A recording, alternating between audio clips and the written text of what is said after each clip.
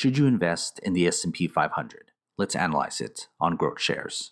Before we begin, if you aren't familiar with the factors and metrics I use in this channel, I've made a separate video detailing everything to get you caught up. The S&P 500 index is considered a barometer of the US economy. It's comprised of the 500 largest US listed companies.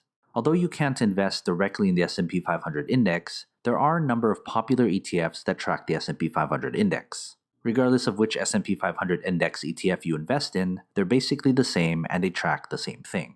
So then how can we analyze the S&P 500 index? I've analyzed every company in the S&P 500, and that's where we'll begin.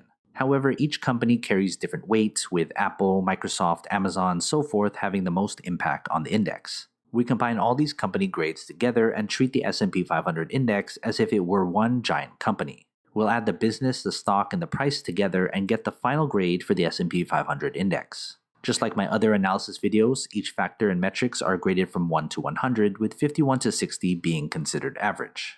I encourage you to pause this video anytime so you can better understand the numbers. Let's first look at the business. The business factor accounts for 45% of the analysis. The business examines the S&P 500's fundamentals to see if it's actually worth owning. The business factor is made up of these 8 metrics, each weighted based on importance. Here are the 8 metric grades. And when we put them together, we get the business grade for the S&P 500. Let's next look at the stock. The stock factor accounts for 35% of the analysis. The stock examines the S&P 500's technicals to see if its stock is attractive enough to own. The stock factor is made up of these 5 metrics, each weighted based on importance. Here are the 5 metric grades. And when we put them together, we get the stock grade for the S&P 500.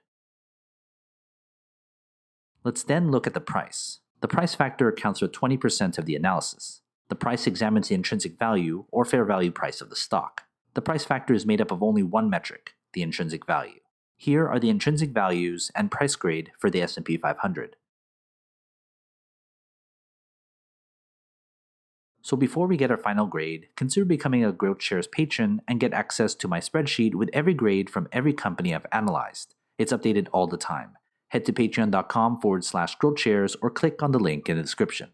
Let's put our 3 factors together to get the final grade for the S&P 500. Here is the final grade for the S&P 500.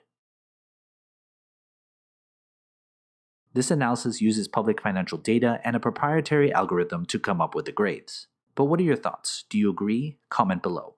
Want to talk business? Email me and follow the instructions on the screen. Invest wisely, and as always, take care of your money.